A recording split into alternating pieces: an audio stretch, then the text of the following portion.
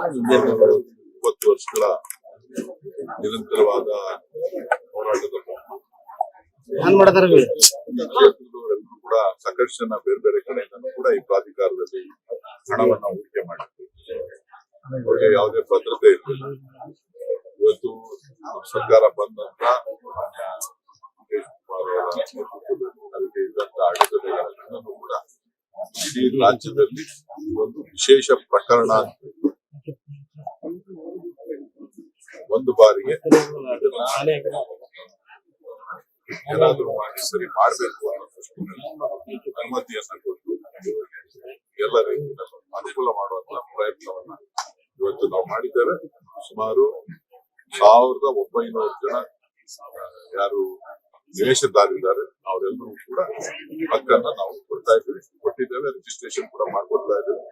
ಜೊತೆಗೆ ಲೇಔಟ್ ನಲ್ಲಿ ಬೇಕಾದಂತ ಮೂಲಭೂತ ಸೌಕರ್ಯ ಕೂಡ ಮಾಡ್ತೇವೆ. ಏನಾಗಿತ್ತು ಅಂತ ಹೇಳಿದ್ರೆ ಒಂದು ಅಗ್ರಿಮೆಂಟ್ ಪೇಪರ್ ಅಲ್ಲಿ ಅಗ್ರಿಮೆಂಟ್ ಮಾಡ್ಕೊಂಡು ರೈತರದ್ದು ರಿಜಿಸ್ಟ್ರೇಷನ್ ಕೂಡ ಮಾಡಿಸ್ಕೊಂಡು ಪ್ರಾಣಿಗಳೆಲ್ಲ ರೈತರಲ್ಲೇ ಹೋಗ್ತಾ ಇತ್ತು. ಸೊ GPA ಮುಖಾಂತರ ಮಾಡಿಕೊಂಡು ಯಾವುದೇ ವಿಧಾನ ಭದ್ರತೆನೇ ಇರಲಿಲ್ಲ.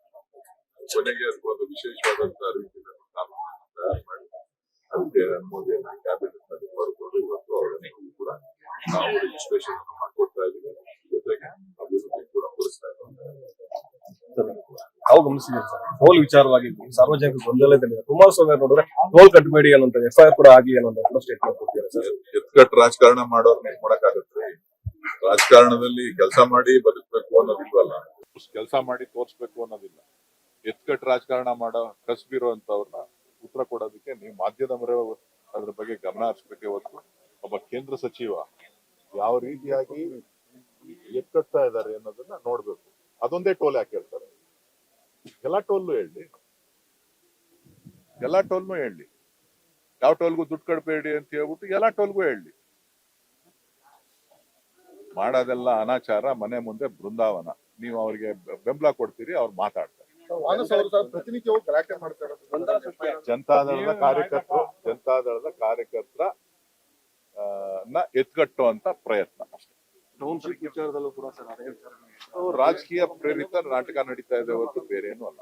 CM ಅವರು ಆದ್ಮೇಲೆ ಸರ್ ಮಾತಾಡೋಣ. ಇದು 20 ವರ್ಷಗಳ ನಿರಂತರವಾದ ಹೋರಾಟದ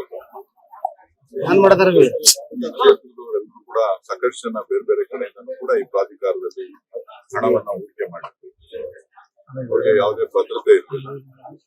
ಇವತ್ತು ಸರ್ಕಾರ ಬಂದ ನಂತರ ಮುಖೇಶ್ ಕುಮಾರ್ ಅವರ ನೇತೃತ್ವದಲ್ಲಿ ಅದಕ್ಕೆ ಇದ್ದಂತ ಅಡೆತಡೆಗಳನ್ನು ಕೂಡ ಇಡೀ ರಾಜ್ಯದಲ್ಲಿ ಒಂದು ವಿಶೇಷ ಪ್ರಕರಣ ಒಂದು ಬಾರಿಗೆ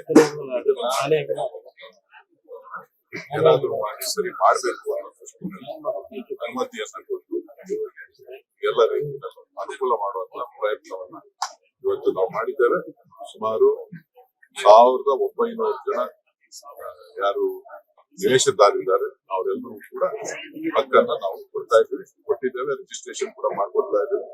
ಜೊತೆಗೆ ಲೇಔಟ್ ನಲ್ಲಿ ಬೇಕಾದಂತ ಮೂಲಭೂತ ಸೌಕರ್ಯ ಕೂಡ ಮಾಡ್ತೇವೆ. ಏನಾಗಿತ್ತು ಅಂತ ಹೇಳಿದ್ರೆ ಒಂದು ಅಗ್ರಿಮೆಂಟ್ ಪೇಪರ್ ಅಲ್ಲಿ ಅಗ್ರಿಮೆಂಟ್ ಮಾಡ್ಕೊಂಡು ರೈತರದ್ದು ರಿಜಿಸ್ಟ್ರೇಷನ್ ಕೂಡ ಮಾಡಿಸ್ಕೊಂಡು ಪ್ರಾಣಿಗಳೆಲ್ಲ ರೈತರಲ್ಲೇ ಹೋಗ್ತಾ ಇತ್ತು. ಸೊ GPA ಮುಖಾಂತರ ಮಾಡಿಕೊಂಡು ಯಾವುದೇ ವಿಧಾನ ಭದ್ರತೆನೇ ಇರಲಿಲ್ಲ. ಕೊನೆಗೆ ಒಂದು ವಿಶೇಷವಾದಂತಹ ರೀತಿಯಲ್ಲಿ ತಯಾರು ಮಾಡಿ ಅದಕ್ಕೆ ಮೋದಿಯನ್ನ ಕ್ಯಾಬಿನೆಟ್ ನಲ್ಲಿ ಬರ್ಕೊಂಡು ಇವತ್ತು ಅವರನ್ನು ಕೂಡ ನಾವು ರಿಜಿಸ್ಟ್ರೇಷನ್ ಮಾಡ್ಕೊಡ್ತಾ ಇದ್ದೀವಿ.